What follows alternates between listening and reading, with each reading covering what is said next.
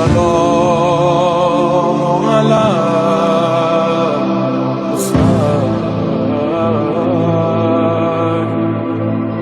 وعلى علي أبدا. لا حول ولا قوة إلا بالله العلي العظيم. حسبنا الله ونعم الوكيل، نعم المولى ونعم النصير. أعوذ بالله من الشيطان الرجيم. بسم الله الرحمن الرحيم. الحمد لله الذي يؤمن الخائفين وينجي الصالحين ويزع المستكبرين ويهلك ملوكا ويستخلف آخرين. والصلاة والسلام على رسوله الثقلين محبوب رب المشرقين والمغربين جد الحسن والحسين نبينا سيدنا بالقاسم محمد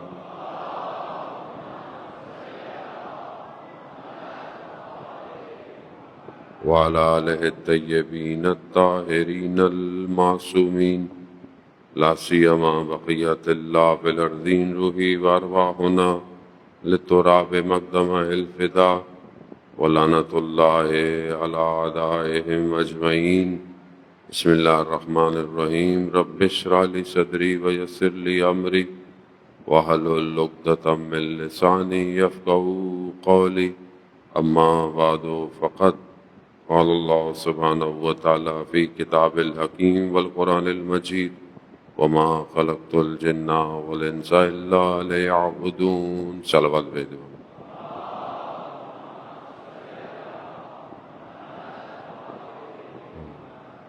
عزاداران سید الشہداء، 9 محرم الحرام کی شب اور 8ویں کا دن گزر گیا. آج کی شب پوری دنیا میں جہاں پہ بھی مجلس عزاداری ہوتی ہے ایک ایسی ہستی سے وابستہ ہے کہ جس نے روز عاشور اپنی اطاعت کو کمال پہ پہنچا دیا. وفا، ایثار، قربانی، ان سارے لفظوں کو حقیقت جناب عباس نے بخشی ہے. یہ دن ان سے منسوب ہوتا ہے اور بہرحال مجلس، جلوس، ماتم، علم، یہ ساری چیزیں کہ انسان اس یاد میں اٹھاتا ہے کہ جس نے روز عاشور اپنے بازوؤں کو اسی علم کی خاطر قربان کر دیا. اب ہم بھی جب یہاں جمع ہوتے ہیں تو ہمارا مقصد بھی عہد کرنا ہے، تجدید عہد کرنا ہے کہ ہم بھی امام کی اطاعت کرتے ہیں. روزہ جمعے کا دن ہے، ظہور کا متوقع دن ہے اور دن گزر ہی گیا. دن تو تقریباً اختتام کو ہی ہے. اب عزیزان محترم، عام دنوں میں انسان امام کو یاد کرنا چاہیے، لیکن جمعے کے دن خاص طور پر امام کو یاد کرنا ضروری ہے کیونکہ یہ دن امام کا دن ہے. اور کربلا اور داستان کربلا ہر زاویے سے ہمیں ایک ہی درس دے رہی ہے کہ اپنے امام کی اطاعت کرو. تو آج ہمارا امام ہم سے تقاضا، ہماری طرف نگاہیں کہ آج میرے ماننے والے میری اطاعت کتنی کریں. یہی ہماری گفتگو چند دن تھی کہ امام تک پہنچنے کے لیے ایک معاشرہ، ایک سوسائٹی، امت چاہیے. امت کیا امت تیار ہے یا نہیں ہے؟ کیا امت سازی ہو رہی ہے یا نہیں ہو رہی؟ کیا امت بنائی جا رہی ہے کہ نہیں بنائی جا رہی؟ کئی عرصوں سے ہم نظریات پر، زبان پر، فرقوں پر سیاسی پارٹیوں پر یا کہیں نہ کہیں دن بدن بڑھتے چلے جا رہے ہیں. تقسیم در تقسیم ہے. لیکن کیا یہی تقاضا ہے اسلام کا؟ کیا اسلام اس لیے آیا تھا کہ لوگ ٹکڑے ہو جائیں یا متحد ہو جائیں؟ اسلام یعنی سلامتی، یعنی امنیت، یعنی سیکیورٹی، یعنی ہر شخص جب اسلام کی چھتری میں آئے تو اپنے آپ کو سیکیور فیل کرے. لیکن ہم خاص طور پہ مسلمان دن بہ دن بڑھتے چلے گئے. کس وجہ سے بڑھے؟ وہ فیکٹرز کیا ہیں؟ وہ کون سی چیزیں ہیں کہ جو امت نہیں بننے دے رہی؟ پہلی چیز یہ دو چیزیں، ایک چیز اندر سے ہے اور ایک چیز باہر سے. اندر سے کتنی چیزیں ہیں، باہر سے کتنی چیزیں ہیں، آپ کو یہ دیکھنا ہے. لیکن باہر سے بھی تبھی حملہ ہوتا ہے کہ جب انسان اندر سے ضعیف ہوتا ہے، کمزور ہوتا ہے. اگر اندر سے مضبوط ہے تو وہ باہر کے حملے کو روک سکتا ہے. باڈی اگر کمزور ہے، امیون سسٹم اس کا ویک ہے، تو وہ ذرا سی ہوا چلے گی وہ مریض ہو جائے گا. لیکن اگر اندر مضبوط ہے تو ہو سکتا ہے باہر سخت ترین موسم میں بھی وہ سروائیو کر جائے گا. تو اگر امت نہیں ہے، اندر سے ہی بٹی ہوئی ہے، باہر سے مارنا آسان ہے. تفرقہ ایجاد کریں، اور یہی ہو رہا ہے آپ کے عرصے میں. کتنے عرصے میں؟ بہت پیچھے جانے کے لیے تو ضرورت بھی نہیں ہے. آپ یہ کچھ سالوں پیچھے چلے جائیں. جب سے بہرحال اسلام کا پرچم بلند ہوا ہے، اسلام نشاط پر آیا ہے، خوب تفرقوں میں بانٹنا. شروع سے دشمن جانتا تھا. دشمن دیکھے، دشمن کو کبھی کم نہیں سمجھے انسان. دشمن کم نہیں ہے. دشمن جانتا ہے کہ یہ اگر مسلمان متحد ہو جائیں گے تو یہ تو فوراً، اگر ابھی آپ کے سامنے اگر یہ سارے مسلمان متحد ہوتے، یہ عرب ممالک، یہ افریقہ کے اسلامی ممالک، یہ ساؤتھ ایشیا کے اسلامی ممالک، اگر یہ سب متحد ہوتے تو کسی کی مجال تھی؟ اور ہمارے اپنے ملک میں آپ دیکھیں، پنجابی مر رہا ہے، ہمیں اس سے کیا؟ پٹھان مر رہا ہے، ہمیں اس سے کیا؟ سندھی مر رہا ہے، بلوچ مر رہا ہے، ہمیں اس سے کیا؟ بانٹ دیا نا، بانٹ دیا. جو تو قوم نہیں بننے دیا. ایک ملک کی چھتری کے نیچے قوم ہوتی ہے، قوم ہی نہیں ہے، قومی مفاد بھی نہیں ہے. جو پارٹی آتی ہے وہ اپنا مفاد دیکھتی ہے. جو شخص کرسی پہ آتا ہے وہ اپنی مفاد دیکھتا ہے. جو اپنی زبان والا ہوگا وہ اپنے زبان والوں کو فائدہ دے گا، وہ دوسروں کو. خوب یہ کیوں ہے؟ یہ ذہن سازی کی گئی ہے. ایک دوسرے کو دشمن بنا کے، ایک دوسرے کو اینٹی بنا کر. وہ کون کر رہا ہے؟ باہر سے آ رہا ہے کوئی؟ اندر ہے. نفس ہے. برتری، سیٹ پہ بیٹھنا، ڈیزگنیشن، پوسٹ، یہ ظاہر ہے. اس میں یہ نہیں کہہ سکتے کہ آپ شیطان نے کردار ادا. شیطان کا کام وسوسے کرنا، وہ کر رہا ہے وسوسے. لیکن یہاں گڑبڑ ہے. یہاں گڑبڑ تھی تو وسوسے اندر آ گئے، ورنہ انسان پھینک دیتا وسوسے. صدر اسلام سے یہی وسوسہ ہے. مہاجرین و انصار، ابھی رسول خدا کا جنازہ پڑا ہوا ہے. مہاجرین انصار کس پہ لڑ رہے ہیں؟ کون بنے گا، کون لیڈ کرے گا؟ جبکہ رسول خدا خود بتا کے چلے گئے کہ کون لیڈ کرے گا. مگر کیا ہے؟ وہی سوچیں، وہ ہم پر حاوی نہ ہو جائیں، ہم اس پر حاوی. اسلام آیا کیوں تھا؟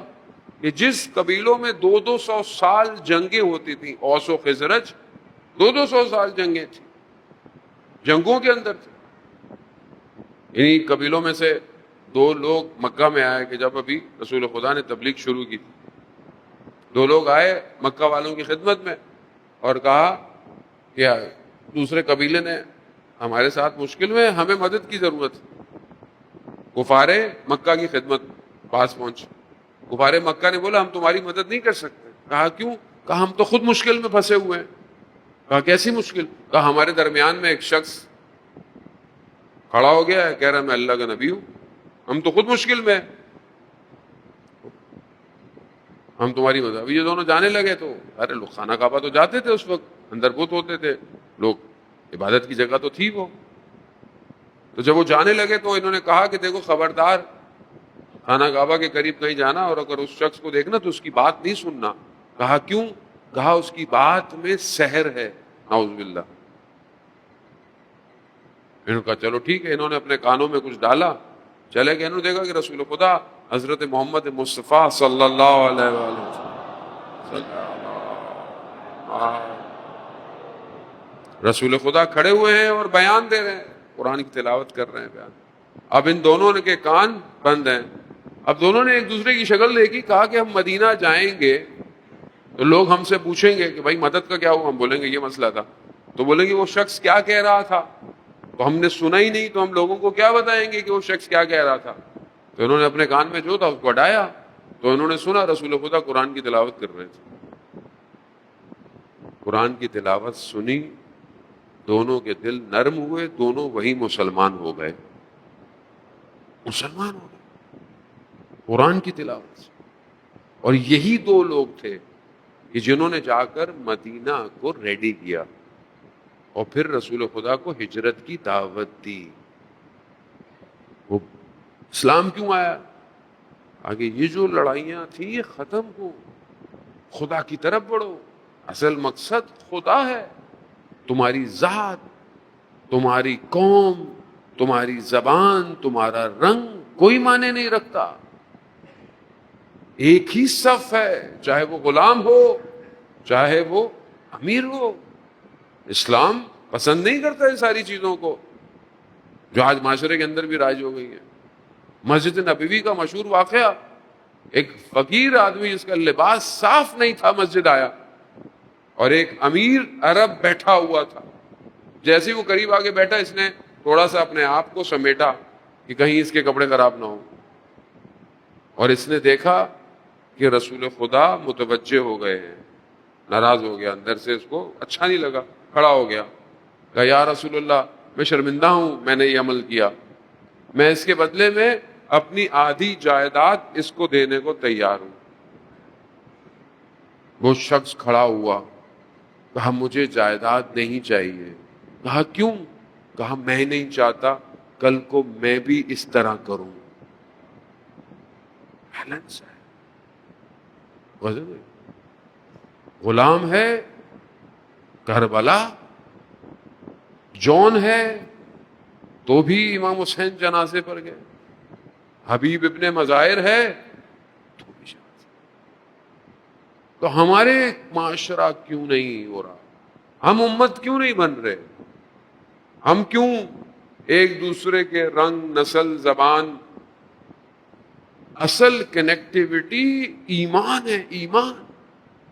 اصل نیٹ ورک ایمان ہے. یا ایھا الذین آمنوا, اے ایمان لانے والوں. قرآن کہاں ہے؟ کتنا خطاب کر رہا ہے؟ یعنی قرآن ایمان لانے والوں سے خطاب کر رہا ہے. یہ نہیں کہا اے ایمان لانے والے عرب, اے ایمان لانے والے عجم, اے ایمان لانے والے گورے, اے ایمان لانے والے سیاہ. نہیں, اے ایمان لانے والے, جو بھی ایمان لے کر آئے. مگر ہم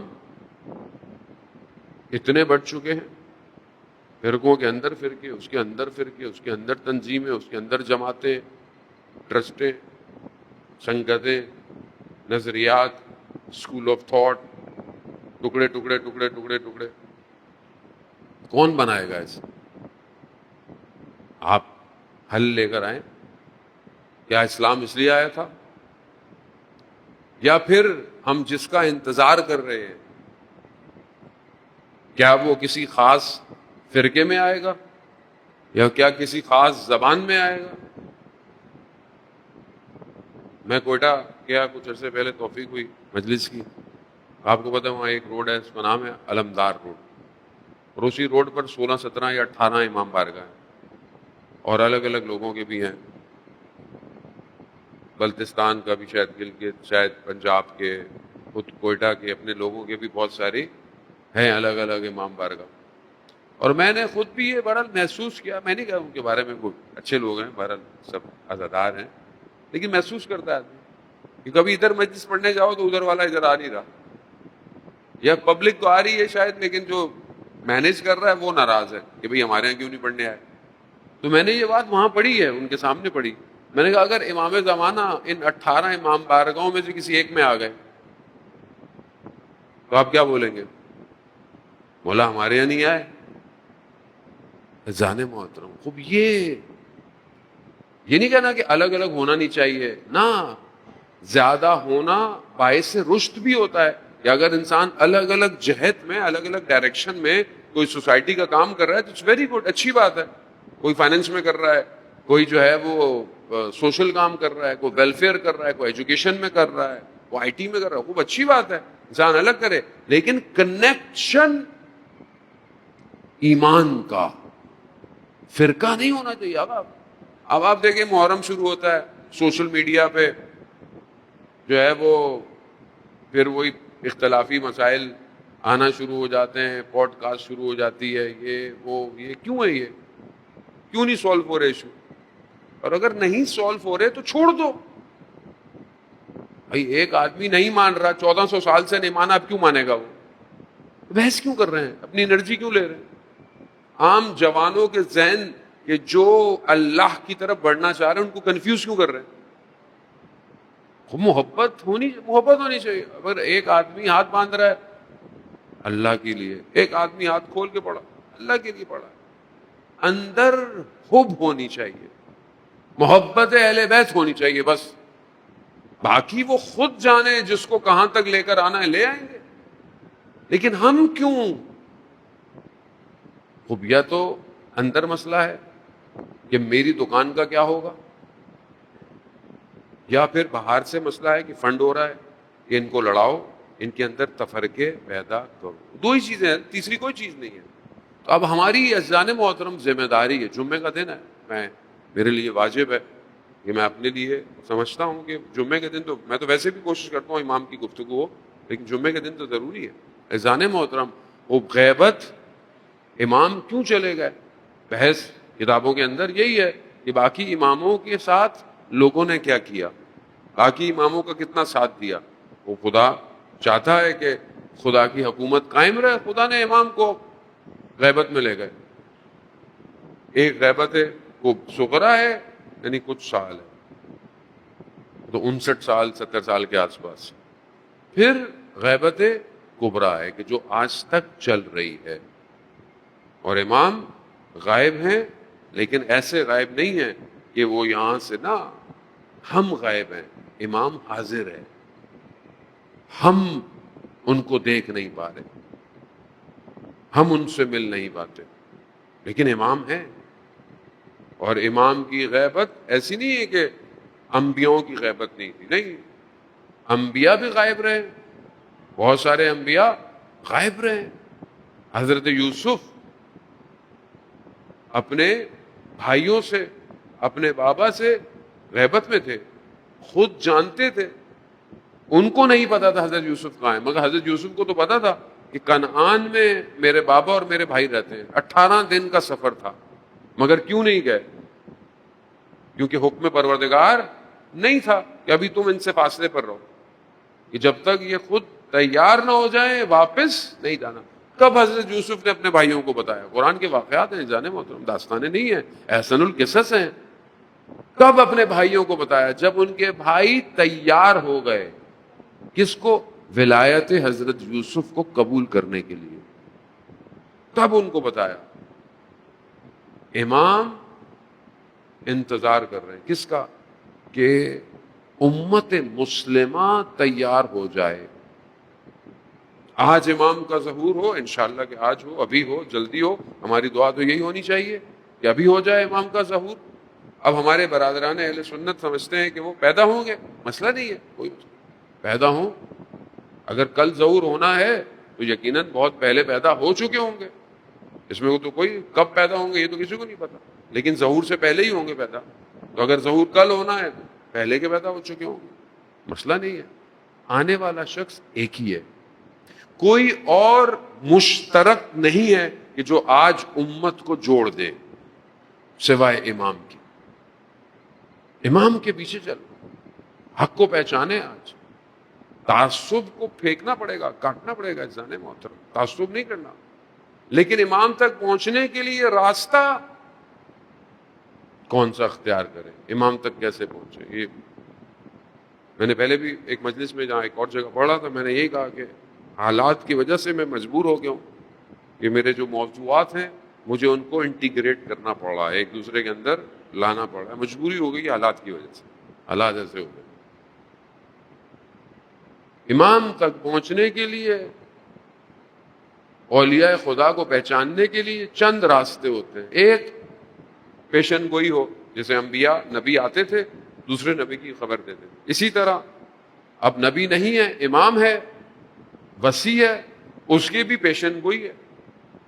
احادیث و روایات ہیں، تمام اہل سنت اہل تشیع کے منابوں کے اندر لکھا ہوا ہے کہ میرے بعد رسول خدا فرماتے ہیں 12 جانشین ہیں، نام بھی درج ہیں اور لوگ اس میں مانتے بھی ہیں. بعض لوگ کوشش کرتے ہیں کہ جو 12 جن کو 12 ہم کہتے ہیں وہ نہیں ہیں، تو وہ 12 جوڑنے کی کوشش کرتے ہیں، لیکن 12 کہیں سے جوڑ پاتے نہیں ہیں. یہی 12 ہیں جو نام دیے گئے ہیں. وہ الگ بحث پہلے ہم کر چکے ہیں کہ امام یا ولی معصوم ہوگا، بغیر معصوم کے کوئی اللہ کی طرف ہدایت نہیں دے سکتا، اپنی طرف ہدایت دے گا. اس تک پہنچنے کا راستہ ایک یہ ہے کہ جو خبر ملی ہے، قرآن ہے، حدیث ہے، روایت. دوسرا راستہ باطن ہے، باطن، انسان کا اپنا باطن. اپنے باطن کو انسان جب صاف کرتا ہے تو خود بخود خدا ہدایت دیتا ہے. اس کے لیے کل میں نے آپ کی خدمت میں پیش کیا کہ ہر عمل کے بعد نیکی کریں تو کیا ہوتا ہے؟ نور نکلتا ہے، نور کی حفاظت کریں. ایک اور حدیث آج آپ کی خدمت میں پیش کرنی ہے.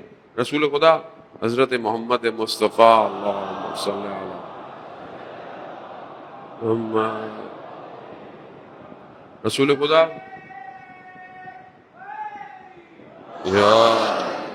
رسول خدا ارشاد فرماتے ہیں کہ کچھ نفخات ہیں، یعنی نسیم یعنی ہوائیں. کس سے؟ ربکم اللہ، تمہارے رب کے لیے کچھ ہوائیں ہیں تمہارے رب کے لیے. جب ان کو پاؤ تو ان کے ساتھ ہو جاؤ، ان کے مخالف نہ چلو. اب علماء بیان فرماتے ہیں کہ رب یعنی تربیت کرنے والا، رب یعنی پالنے والا. خدا کی بہت ساری صفات ہیں، رب بھی خداوند متعال کے لیے ہے. یعنی یہ جو ہوائیں ہیں، یہ ہوائیں یہ والی نہیں ہیں، یہ ہوائیں نیک عمل کی ہوائیں ہیں.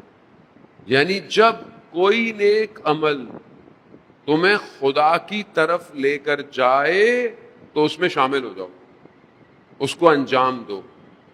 اب یہ عمل کرنے سے خود بخود تم ایک نور کی طرف ہدایت پاؤ گے. یعنی اپنے وجود کے اندر نیکیوں کو، چھوٹی چھوٹی نیکیاں، اس کو آنے دو. جب تمہیں موقع مل رہا ہے نیکی کرنے کا، کسی کو پانی پلانے کا، پتھر ہٹانے کا، کسی کی ہیلپ کرنے کا، کبھی دل آمادہ ہے سجدہ تھوڑا سا لمبا کر لوں، تھوڑی سی دعا پڑھ لوں. خوب یہ کیا ہے؟ یہ خدا کی طرف سے، یہ اس رحمت کے علاوہ ہے. وہ جو رحمت ہے نا جو خدا سب پر نازل ہے، یہ اس کے علاوہ ہے، یہ خاص لوگوں کے لیے. ایک ہوا چلتی ہے، اس ہوا کے اندر تم شامل ہو جاؤ. ایک موقع ملا زندگی میں، ایک کام کرنے کا ملا، کہیں پر چپ کر کر نیکی کمانا تھا، موقع مل رہا ہے، تم چپ ہو گئے. کیوں؟ کیونکہ جب تم کچھ اس کے مخالف جاؤ گے تو تم پھر اس سے دور ہو جاؤ گے. خدا تمہیں لے کے جانا چاہتا ہے. مجلس، عزاداری، گریا، یہ ایک ایسی ہوا ہے کہ جو سب کو خدا کی طرف لے کے جا رہی ہے. یہ کوشش ہے انسان کی.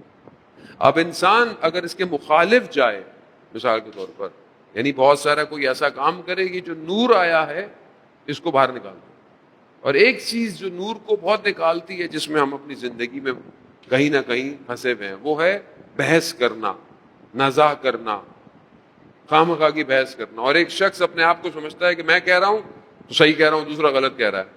اور گھر میں یہ زیادہ ہوتا ہے، یا وہاں یہ زیادہ ہوتا ہے جہاں آپ بڑے ہوں دوسرا کوئی چھوٹا ہو.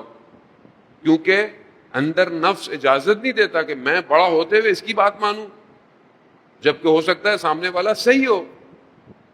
تو یہ کیا کرتا ہے؟ آیت اللہ علامہ تقی جعفری، بہت بڑے عارف، بزرگوار، اہل دل، صاحب شرح نہج البلاغہ، وہ فرماتے ہیں کہ میں ایک دفعہ اپنی زوجہ سے کسی بات پہ بحث ہو گئی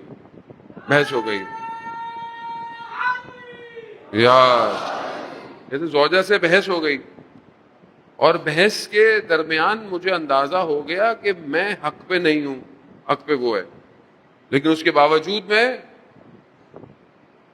تو کہا، کیونکہ اہل معنی تھے، اہل دل تھے، تو کہا میں نے اپنی نفس کی شکل کو دیکھا،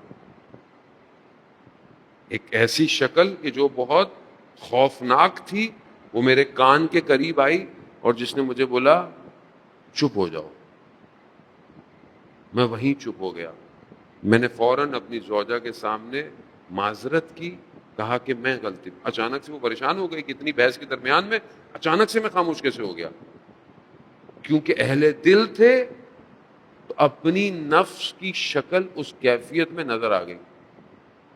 ہم لوگ ذرا سی بات پہ، چھوٹی چھوٹی باتیں، میں روز لیکچر دے رہا ہوتا ہوں، روز درس میں کوشش کرتا ہوں، بہرحال میں بھی خود خطا کار ہوں، گناہ گار ہوں، معاشرے میں ہی رہتا ہوں، لیکن اکثر روز اپنے آس پاس خبریں سنتا ہوں، کسی کا ٹیمپرمنٹ لوز ہو گیا، کوئی کسی بات پہ ناراض ہو گیا۔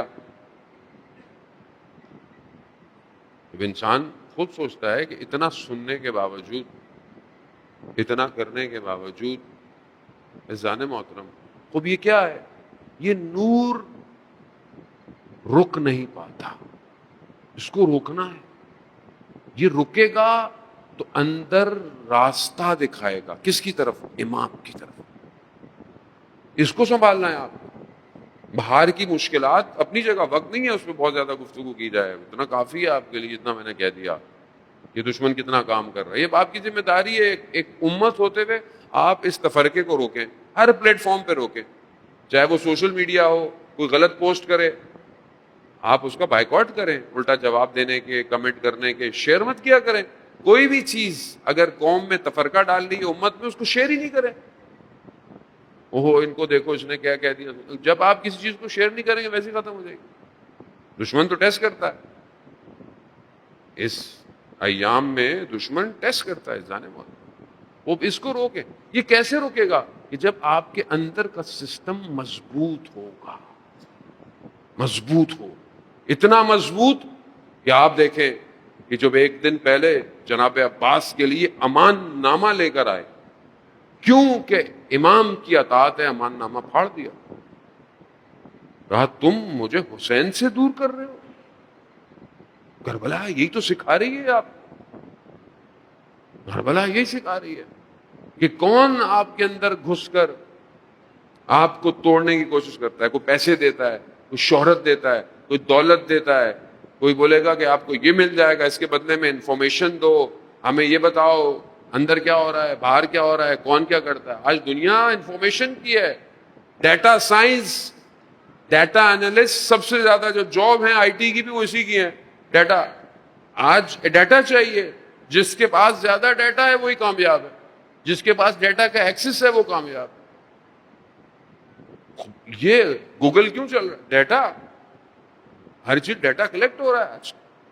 کمپنیز کو ڈیٹا چاہیے، کارپوریٹس کو ڈیٹا چاہیے۔ آپ سمجھدار ہو، بابصیرت ہو، آپ کو پتا ہونا چاہیے کہ کہاں کیا دینا ہے اور کہاں کیا نہیں دینا۔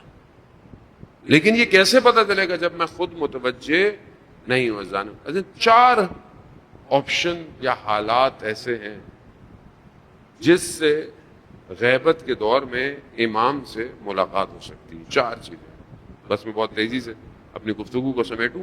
عزیزان محترم، 4 چیزیں، امام تک ملنا ہے، امام تک پہنچنا ہے۔ مخالفین بھی ہیں، معتقدین بھی ہیں، جو اعتقاد رکھتے ہیں ان 4 چیزوں پہ، اور جو بہرحال مخالف بھی ہیں، کہ امام سے ملاقات کس طریقے سے متوقع ہے۔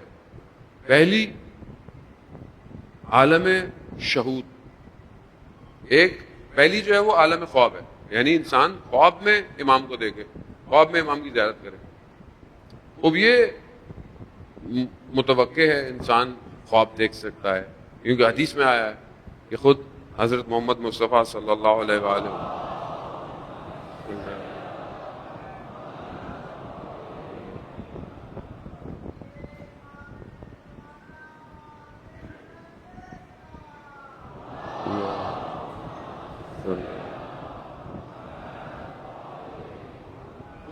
رسول خدا فرماتے ہیں کہ شیطان ابلیس خواب میں ہماری شکل اختیار نہیں کر سکتا. اگر کوئی ہمیں خواب میں دیکھتا ہے تو اس نے ہمیں ہی دیکھا ہے. تو اگر امام خواب میں آتے ہیں تو آ سکتے ہیں, لیکن یہ خواب آپ کے لیے حجت ہو سکتا ہے, آپ کے لیے.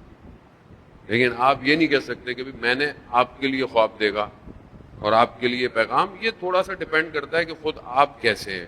مطلب کوئی اولیاء خدا ہے, وہ اللہ کا نیک بندہ ہے, اس کی زندگی کے اعمال الگ ہیں. ہو سکتا ہے ایک عام آدمی خواب دیکھ کر اٹھ کے کھڑا ہو جائے, بولے بھی آپ, تو وہ اس کے لیے حجت ہے. یہ معاشرے میں چیزیں ہو رہی ہیں, میں اس لیے یہ آپ کو بتا رہا ہوں کہ بعض اوقات لوگ جمع ہو جاتے ہیں اور کہتے ہیں جی ہم نے خواب دیکھا, ہم نے یہ دیکھا, ہم نے وہ دیکھا.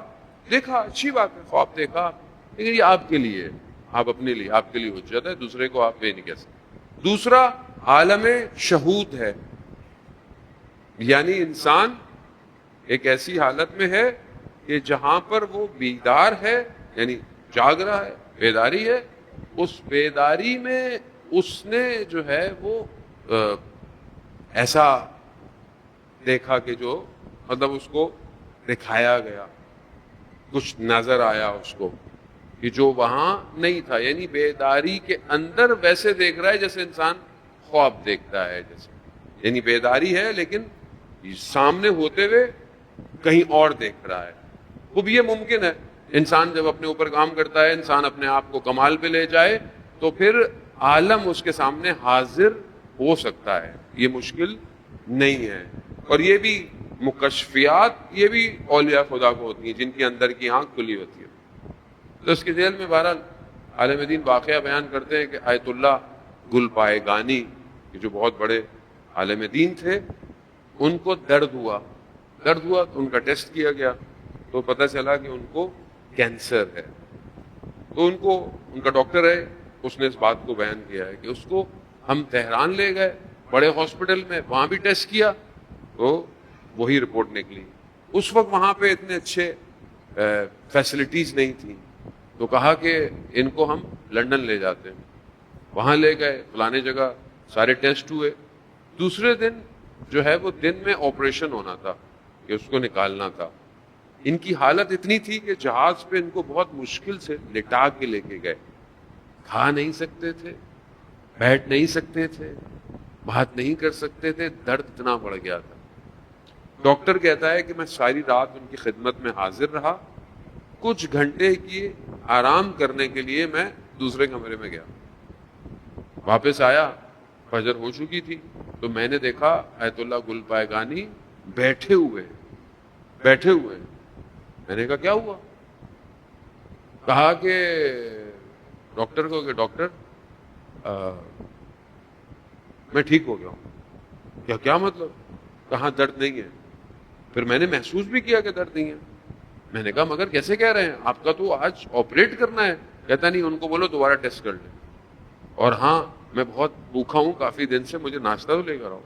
کہا وہ ایک کنو کی پھانک نہیں کھا پا رہے تھے, ابھی مجھے کہہ رہے ہیں کہ میرے لیے ناشتہ لے کر آؤ.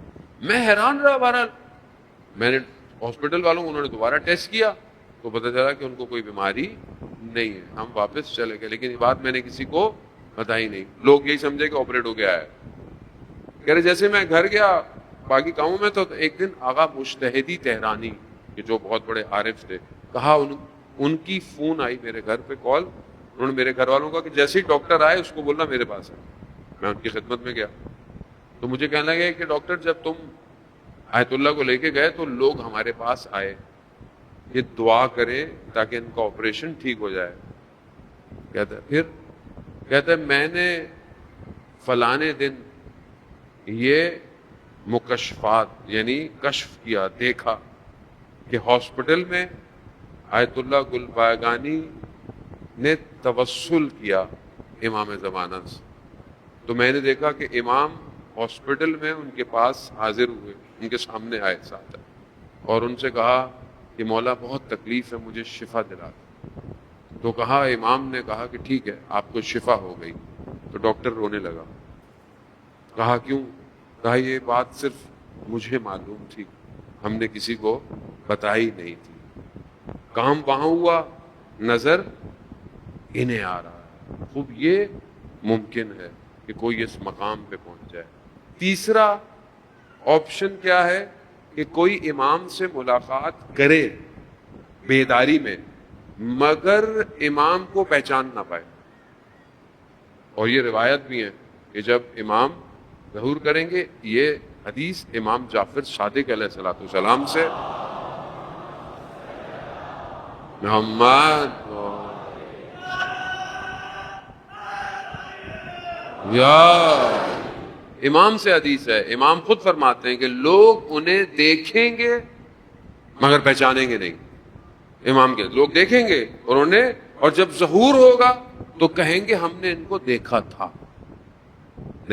خوب یہ تھرڈ آپشن ہے. اس میں کیا ہوتا ہے کہ اس میں انسان دیکھتا ہے امام ہے، ملاقات بھی ہوتی ہے، بات بھی کرتا ہے، لیکن نہیں پہچانتا. جب تک امام نہ چاہیں کوئی پہچان نہیں سکتا. اور بہت سارے واقعات علماء کے، لوگوں کے ایسے موجود ہیں کہ جہاں پر امام تشریف لائے ہیں، امام کو پکارا ہے، مدد کی ہے، لیکن امام کو پہچانے نہیں ہے. چوتھی جو ہے اس میں اختلاف پایا جاتا ہے کہ کوئی شخص یہ کہے کہ میں نے بیداری میں امام سے 1-to-1 ملاقات کی ہے اور وہ اس کا دعویٰ بھی کرے.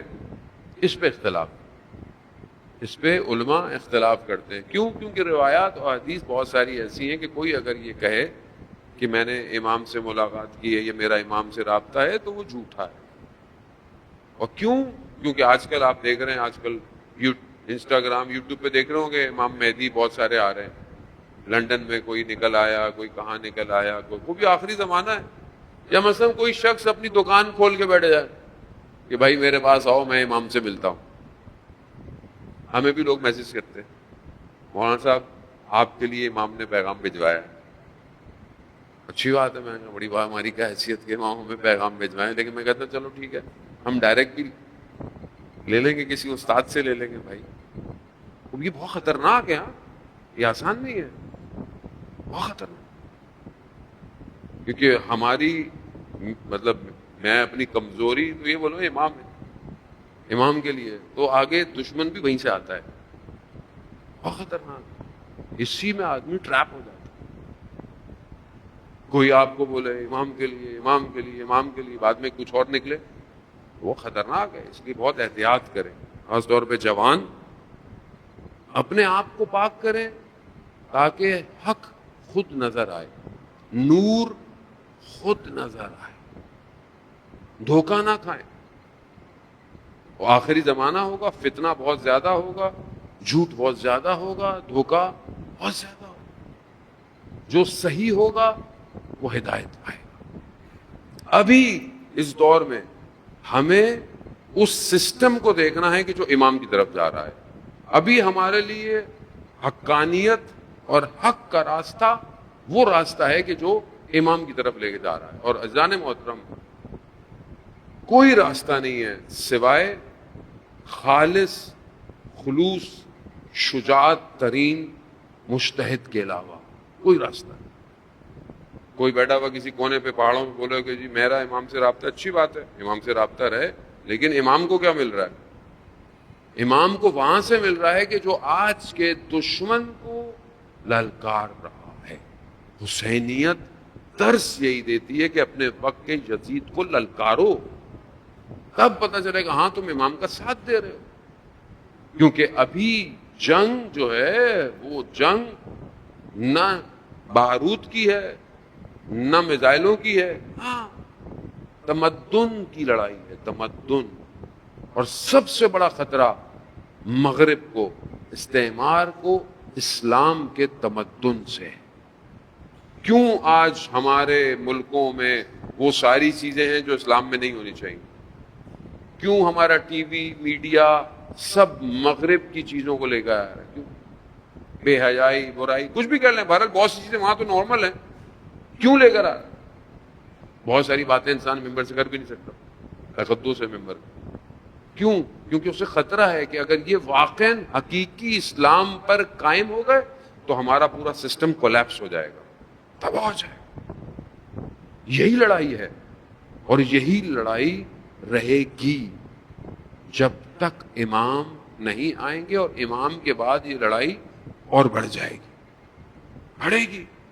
جب آپ اسلام پھیلانا چاہیں گے اور مطلب ہو سکتا ہے امام اسلام کی حکومت ہو اور خدا نہ خواستہ غلط کام ہو رہے ہوں کھلے عام، تو اس کے لیے پہلے تو اپنے آپ کو تیار کریں کہ ہم اپنے امام کا ساتھ دیں۔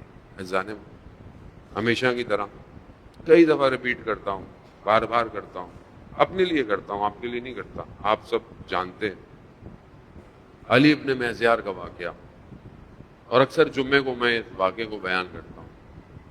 کیوں؟ کیونکہ میں خود اپنے آپ کو گرفتار دیکھتا ہوں۔ علی ابن مہزیار جو 20 سال حج کیا، کیوں؟ کیونکہ ایمان رکھتا تھا کہ حج میں امام زمانہ آتے اور امام سے ملاقات ہوئی۔ 20 سال حج کرتا رہا، امام سے ملوں، نہیں مل پایا، مایوس ہو گیا، بولا اب نہیں جاؤں گا۔ پیغام آیا اس سال ملاقات ہو جائے گی، آ جاؤ۔ آ گیا، پہنچا، طواف کر رہا تھا۔ طواف کرتے کرتے امام کا میسنجر آ گیا، امام نے جسے بھیجا، امام کا کہا چلو امام نے بلایا ہے۔ جانے لگا تو اس نے سوال پوچھا، بس یہی سوال آپ اپنے آپ سے کریں جو امام کے قاصد نے علی ابن مہزیار، یہ سوال آپ اپنے آپ سے کریں۔ کیا سوال؟ تمہارے لیے امام کیا ہے؟ تمہارے لیے امام، اب اپنے آپ سے پوچھیں میرے لیے امام کیا ہے؟ یعنی امام کا مقام، امام کی جگہ میرے نزدیک کیا ہے؟ میری زندگی میں امام کس مقام پر ہے، کس پرائرٹی پر ہے؟ علی ابن مہزیار جو 20 سال سے حج کر رہا تھا، ظاہر ہے اس کے لیے کیا تھا، اس نے کیا کہا میرے لیے امام پورے عالم میں سب سے زیادہ محبوب ہے، سب سے زیادہ پورے عالم میں۔ یہ زیارتوں میں کیا پڑھتے ہیں؟ روحی، مالی، نفسی، بلدی، لقل فدا، میرے ماں باپ، میری جان، میرا مال، میری اولاد سب آپ پر کیا ہوں؟ فدا ہو جائیں۔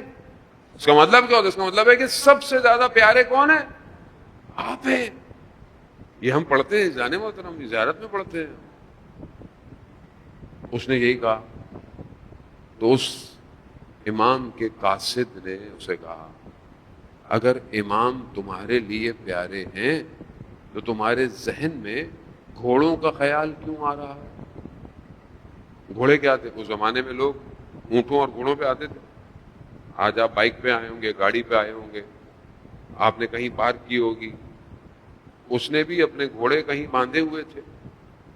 وہ جب قاصد آیا کہ چلو، اس کے ذہن میں گھوڑوں کا خیال ہے، میرے گھوڑوں کا کیا ہوگا؟ آپ سوچیں 20 سال۔ ابھی میں آپ کو بولوں یہاں سے، ابھی آپ نے گاڑی پارک کی ہو کہیں 1 کلومیٹر پیچھے، ادھر آپ آئے، میں بولوں چلے چلے میرے ساتھ، آپ بولو مولانا صاحب وہ میری گاڑی تو ادھر کھڑی ہے۔ لیکن اگر آپ کو محبت ہوگی، آپ بولیں گاڑی میں کل لے لوں گا آگے، میں تو جا رہا ہوں مولانا صاحب کے ساتھ، مجھے کیا کھڑی رہے۔ 20 سال دنیا، اور جب امام کی خدمت میں پہنچا خیمے میں تو امام نے کیا کہا؟ علی ہم تمہارے دیدار کے مشتاق تھے۔ اللہ، کاش ہمارے لیے امام یہ کہیں کہ ہم تمہارے دیدار کے مشتاق تھے۔ کیا چاہیے جانے محترم؟ کچھ نہیں ہے، آپ یقین کریں، میرا علم نہیں ہے اتنا، لیکن اتنا میں جانتا ہوں بغیر امام کے کچھ نہیں ہے زندگی، کچھ نہیں، کچھ نہیں۔ پوری دنیا مل جائے، امام نہ ہو کوئی فائدہ نہیں۔ جنت لوگ قبول نہیں کر رہے بغیر امام، امام ہوں گے تو جنت امام ہونی چاہیے۔ امام علی ابن مہزیار نے کیا کہا میں تو مولانا 20 سال سے آ رہا ہوں، 20 سال سے آپ مجھے کہہ رہے ہیں آپ مشتاق تھے، میں تو 20 سال سے آ رہا ہوں۔ تو ایک ہی جملہ امام نے کہا تمہارے اور ہمارے درمیان تمہارا عمل رکاوٹ بنا ہوا تھا، اس کو صحیح کرے، اس کو صاف کرے۔ موقع ملا ہے، زندگی ہے، پھر پتہ نہیں ملے نہ ملے۔ اس کی مجلس ہے کہ جس نے اپنا سب کچھ امام کے لیے کیا. کوئی مورخ نہیں لکھ پایا کہ حضرت عباس نے امام حسین کو مشورہ دیا. کوئی نہیں.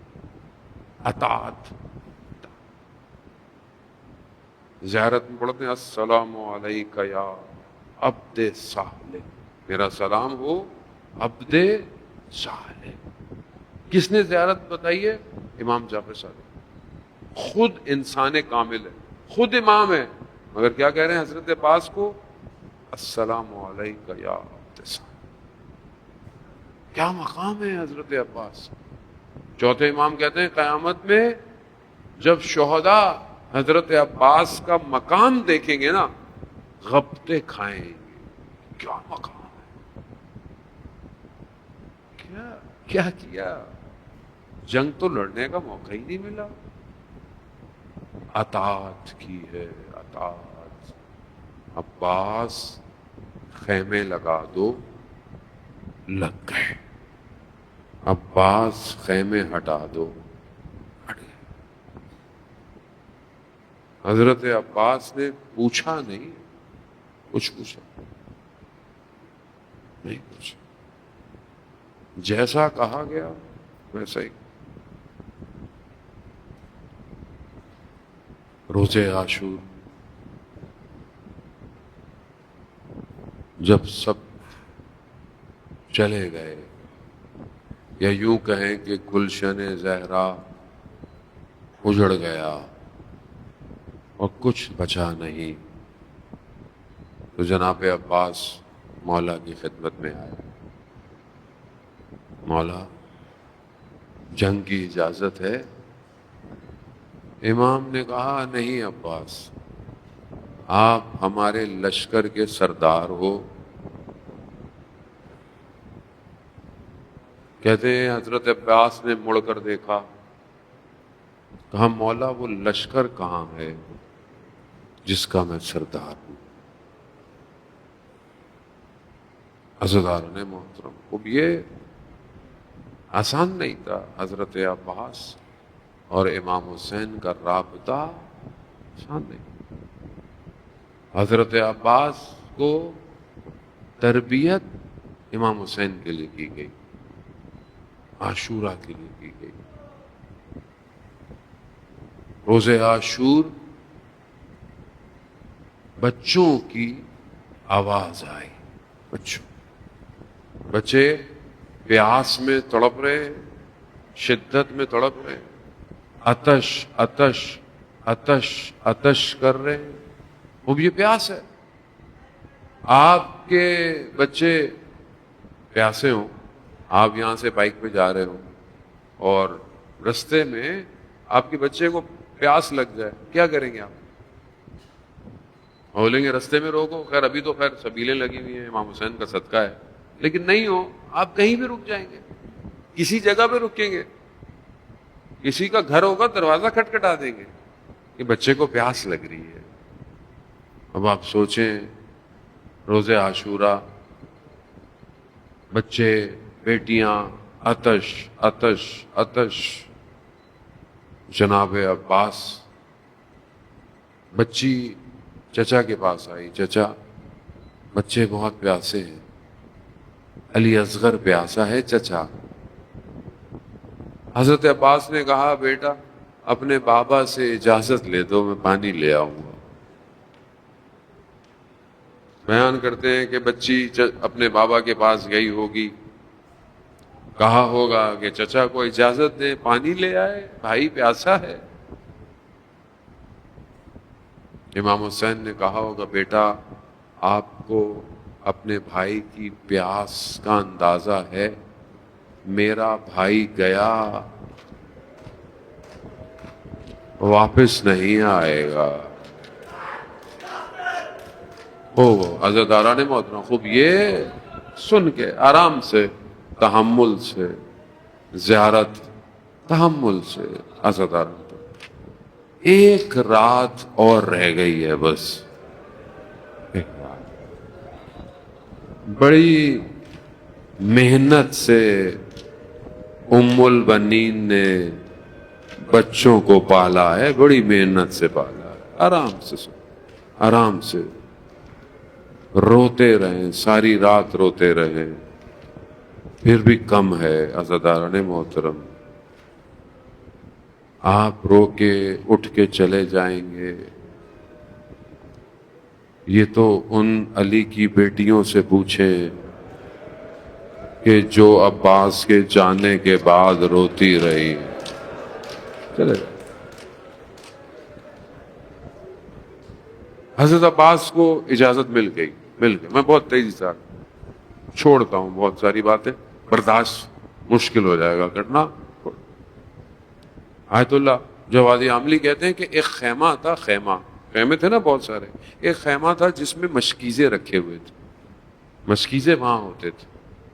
پانی بند ہو چکا ہے، پانی نہیں ہے، پانی ختم ہو گیا ہے، لیکن وہ خیمہ تھا مشکیزوں کا۔ اب جب مشکیزیں پہلے رکھے جاتے ہوں گے تو وہ زمین نم ہوتی ہوگی نا، تھوڑا پانی زمین پہ ہوتا ہوگا، تھا نہیں ہوگا۔ لیکن جب حضرت عباس مشکیزیں اٹھانے گئے تو ایک ایسا صحنہ دیکھا کہ جناب عباس کا جگر پھٹ گیا۔ کیا دیکھا؟ بچے اپنی قمیضیں اٹھا کر ریت پر لیٹے ہوئے ہیں، شاید کبھی پانی ہو، کچھ ٹھنڈک مل جائے۔ جناب عباس نے پانی لیا، مشکیزہ لیا، تیزی سے آگے چلے، سواری چلنا شروع ہوئی۔ آپ جانتے ہیں نا، جو بھی گیا مقتل میں وہ ودا ہو کے گیا، یعنی خداحافظ کر کے گیا، مل کے گیا۔ حضرت عباس ودا کر کے نہیں گئے، پانی لینے جا رہے تھے، لڑنے تھوڑی جا رہے تھے۔ لیکن جیسے ہی تھوڑی سواری چلی نا، پیچھے امام حسین نے آواز دی، عباس۔ جناب عباس گئے، امام حسین نے روتے ہوئے کہا، عباس تھوڑی دیر رک جاؤ، میں جی بھر کر دیکھ لوں۔ حضرت عباس نے کہا، مگر بھیا ہم تو پانی لینے جا رہے ہیں۔ جاؤ عباس۔ جناب عباس گئے۔ عزاداران محترم، 4000 تیروں کے لشکر لیے حضرت عباس کے گرد ہے۔ پوری کوشش کی کہ حضرت عباس کو روکیں، حیدر کرار کے بیٹے تھے، دشمنوں کو جہنم واصل کرتے ہوئے پانی تک، اس نہر فرات کے اس کنارے تک پہنچ گئے۔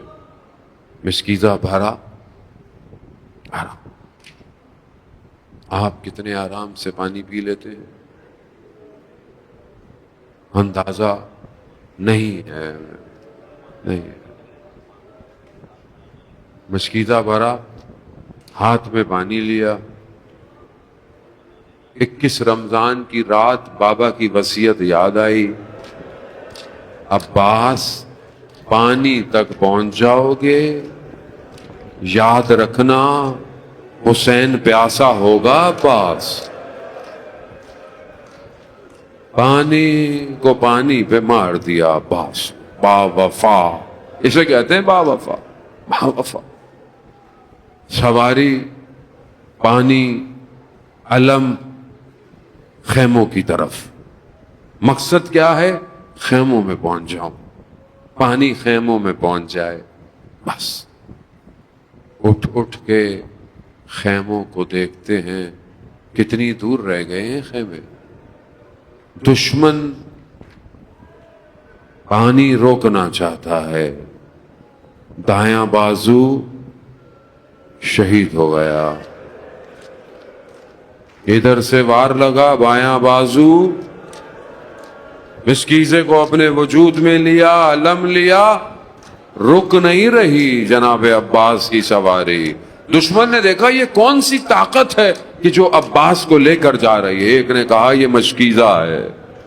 بس وہ ایک ظالم تیر مشکیزے پر لگا، پانی بہنا شروع ہوا، جناب عباس کی امیدیں بہنا شروع ہو گئی۔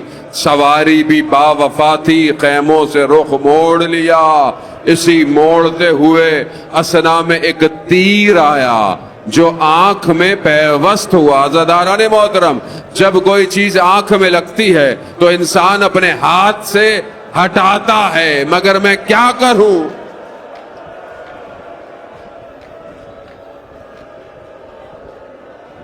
کیسے ہٹائے عباس؟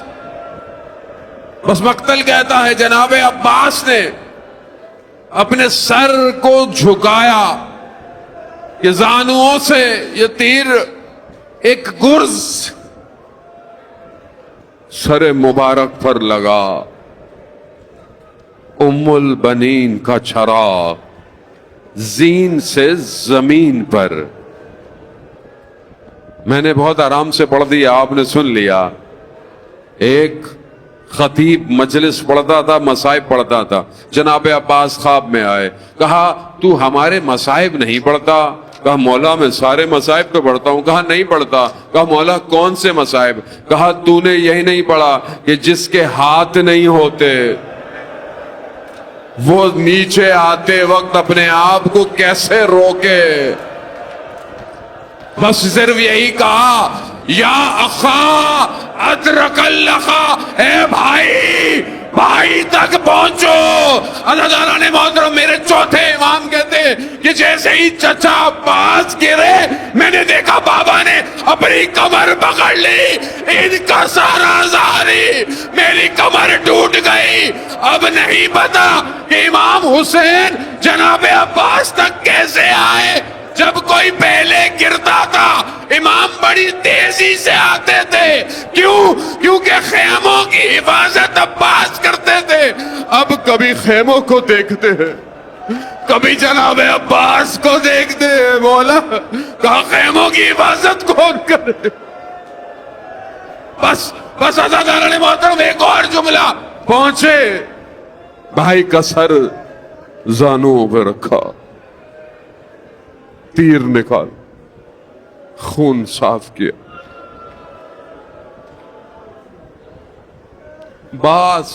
بعض علماء یہ کہتے ہیں امام حسین نے پوچھا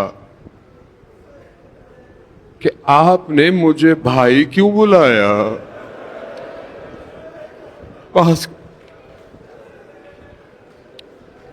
تو وہاں پاس کہتے ہیں کہ جب میں گر رہا تھا جناب سیدہ نے مجھے بیٹا بلایا۔ ہاں عزیزان محترم، خدا آپ کو اس کا اجر دے۔ بس بھائیوں میں گفتگو ہوئی۔ حضرت عباس نہر فرات کنارے علم اٹھایا، چل دیے۔ علم جا رہا ہے، بچے خوش ہو رہے ہیں، چچا رہے ہیں، پانی آ رہا ہے۔ عزیزان محترم، حرم کا معمار بھی ساتھ تھا۔ اصل حقیقت وہاں نظر آئی۔ کہا کیا ہوا؟ کہا معمار کبھی مرقد کو دیکھتا تھا، کبھی عالم کو دیکھتا، کبھی مرقد کو دیکھتا۔ کہا کیا دیکھ رہا ہے؟ کہا میں نے سنا تھا کہ جناب عباس جب گھوڑے پر بیٹھتے تھے تو پاؤں زمین میں ٹکراتے تھے، مگر یہ قبر تو بڑی چھوٹی سی ہے۔ کہا جو بچہ تھا اسی کو دفنایا، اب سمجھ آیا ٹکڑوں کو حسین کہاں لے کے جا۔